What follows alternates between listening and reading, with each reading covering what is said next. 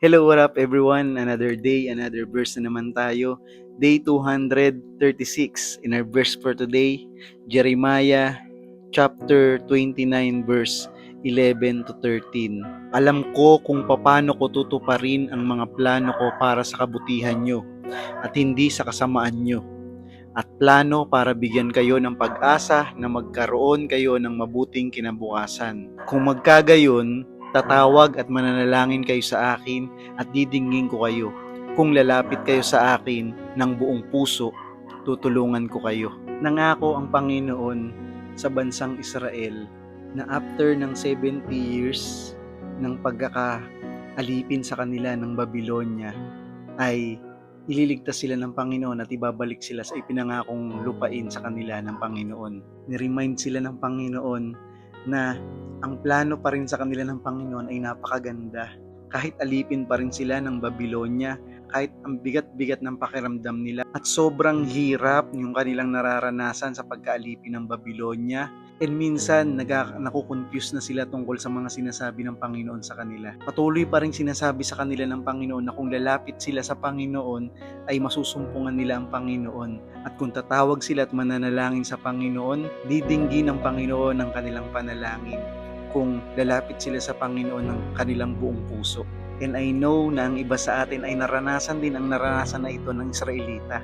Yung iba sa atin, di ba, hanggang 70 years lang ang buhay. Paano kung maranasan natin na simula pagsilang natin hanggang sa ika-70 ng taon, pakiramdam natin wala pa ring sagot ang Panginoon dun sa paghihirap na dinaranas natin. Kasi ganong katagal nagantay ang mga Israelita nung naging alipin sila ng Babylonia. 70 years.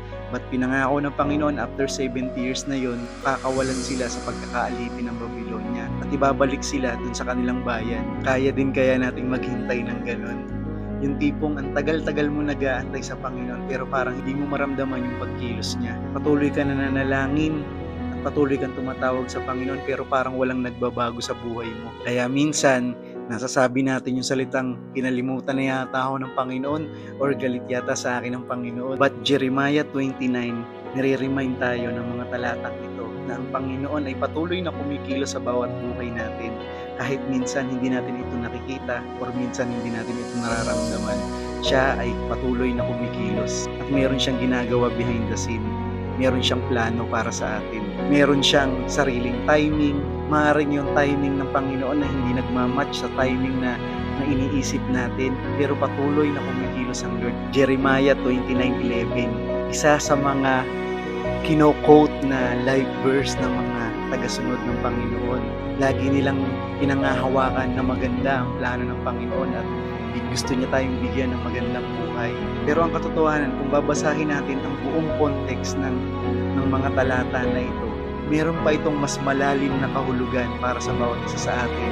Hindi lang siya patungkol sa bigyan tayo ng madali or magandang buhay. Dahil ipinangako ito ng Panginoon during the time na ang kanyang mabayan ay alipin at naghihirap sa Babylonia. Nakakaranas ng injustice, nakakaranas ng walang halaga, nakakaranas ng kasakitan, nakakaranas ng kalungkutan at kabigatan. Walang humpay na pagtatrabaho at hindi komportabling buhay sa piling ng mga taga-Babylonians. Hindi ito pangako na hindi tayo magkakaroon ng kahirapan dahil sinabi to ng Panginoon during the time na naghihirap ang kanyang mga mamamayan. Ito ay isang klase ng pangako na nagre-remind sa bawat isa sa atin na hindi kahirapan ang katapusan ng buhay. Yes, maaaring nasa stage tayo ngayon ng buhay natin or nasa season tayo ng buhay natin ngayon na naghihirap tayo, pero laging merong magandang plano ang Panginoon sa bawat tagasunod niya. Minsan, masyado tayong nakapokus sa Jeremiah 29:11 sa pangako ng pagpapala ng Panginoon. Nakakalimutan natin na meron pang mas importanteng bagay kaysa dun sa promise ng Panginoon. Meron pang mas importante dun sa makuha natin yung kagaanan ng buhay.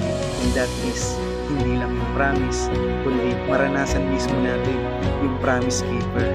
Sa kabila ng paghihirap, sometimes ang iba sa atin, ang gusto nila, makatakas na lang o mawala na lang sa paghihirap nila. And knowing that sometimes in those difficult times, doon natin mas makikilala, doon natin mas makikita, doon natin mas matatagpuan ng Panginoon kapag naging seryoso na tayo sa pag-seek sa ating Panginoon. Sabi dun sa verse na binasa natin, if you seek me with all of your heart, you will find me. Doon natin marirealize na hindi naman talaga malayo ang Panginoon. Hindi naman talaga siya galit sa atin. Nandyan lang siya at inaantay lang niya na lumapit tayo ng buong puso sa Kanya. Lagi siyang nag-i-invite sa bawat isa sa atin na lumapit tayo sa Kanya with all honesty at buong puso at seryoso na nagpapakumbaba at hinahanap yung Kanyang presensya. Sinabi ko na to dati, yung panahon ng paghihintay ay hindi panahon na nasasayang. Kapag sobrang mahal mo ng Panginoon, nakakalimutan mo na yung panahon ng paghihintay dahil ang gusto mo nang makasama araw-araw ay ang ating Panginoon Diyos. Maaari tayong makalimutan ng lahat ng tao or even yung mga tao na nagsasabing nagmamahal sa atin, pero ang Panginoong Diyos ay hindi Kanya makakalimutan. Patuloy kang makipag-usap sa Kanya, patuloy kang lumapit sa Kanya, patuloy mo siyang hanapin at patuloy kang magtiwala dun sa perfect na timing na meron ng Panginoon. Patuloy tayong humingi ng tulong at pag-alalay sa ating Panginoong Diyos na malampasan natin itong ating mga pagdududa, pangamba, at patuloy na mag-persevere sa pag-aantay dun sa God's perfect timing. At kung talagang nahihirapan tayo, nabibigatan tayo gaya ng mga Israelita sa pag-alipin ng Babylonia, sabi sa atin ng Panginoong Hesus, lapit kayo sa akin, kayong mga nabibigatan at nahihirapan, at pagpapahingahin ko ang inyong mga kaluluwa. Dahil ang pinaka-importante sa lahat, hindi naman yung magbakasyon ka sa ibang bansa or mapuntahan mo yung pinakamagandang lugar na mapuntahan mo.